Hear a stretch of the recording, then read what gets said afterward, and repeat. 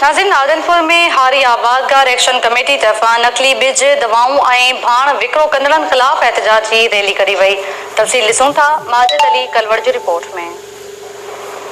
जी नाज़रीन, असीं वक्त मौजूद आहियूं सचल प्रेस क्लब बादलपुर गया, जिते हारी कमेटी घोटकी तरफा आदलपुर लाइब्रेरी का सचल प्रेस क्लब बादलपुर गया एक एहतजाजी रैली कढी है।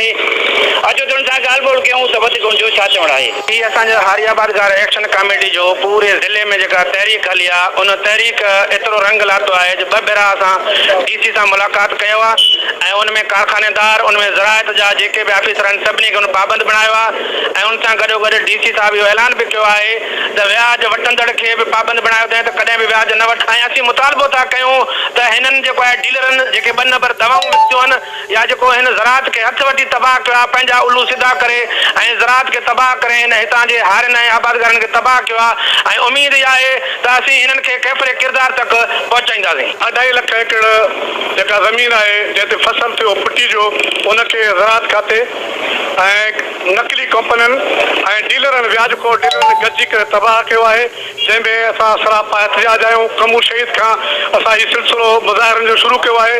अॼु आदलपुर शहर में पहुता आहियूं, जिते असां 2 तरीक़ा आहिनि असांजी जिदोजहद जा। हिकिड़ो आहे त रोडनि ते मुज़ाहिरा कंदासीं, रैलियूं कढंदासीं, आवाम खे बि आगाह कंदासीं, उन्हनि में जागरूकता पैदा कंदासीं, पंहिंजे हक़नि लाइ जिदोजहद कनि। हारी आबादगार कमेटी ऐं हितों जा ज़मींदार हारी मुरादली शाह साहब सां मुखातिबिन महिरबानी करे ॿुधे त ज़रात जी तबाही जा कारण छा आहिनि। ज़रात जी तबाही कारण जा उहे आहिनि त गैर सर्टिफाइड बिज, नकली दवायूं, नकली खाद, जंहिंजो को बि लाभ न थियो। इन करे हिन महिल जेको आहे हितों जी ज़िले जी तक़रीबन तबाही अची वई।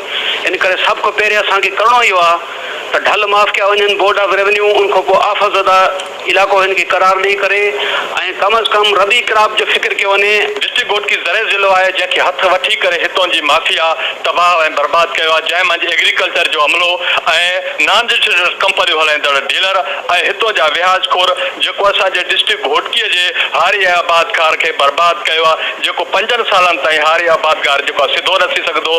असीं मुसलसल आबादगार एक्शन कमेटी जे प्लेटफॉर्म तां जदोजहद में आहियो, कमू शहीद खां वठी अॼु हिते पहुता आहियो, जंहिंजे करे असीं माफ़िया खे ॿुधाइणु चाहियूं था त हाणे तव्हांखे असीं कोन छॾींदासीं जेसि ताईं तव्हां ते एफआईआर दाख़िल न थींदो, तव्हां गिरफ़्तार न थींदो, जेल में न वेंदो ऐं एग्रीकल्चर ऑफिसरनि खे बि जेसि ताईं गिरफ़्तार न थींदा, जेल में न वेंदा, हेसि ताईं हारी आबादगार ख़ामोश न रहंदो। जॾहिं असां वटि पैसो ई कोन्हे, फसल ई तव्हां तबाह कयो त असां को तव्हां पैसा छा घुरंदा आहियो।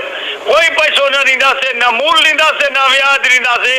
असां तव्हांजे ख़िलाफ़ सुप्रीम कोर्ट ताईं तव्हांखे छिकींदासीं।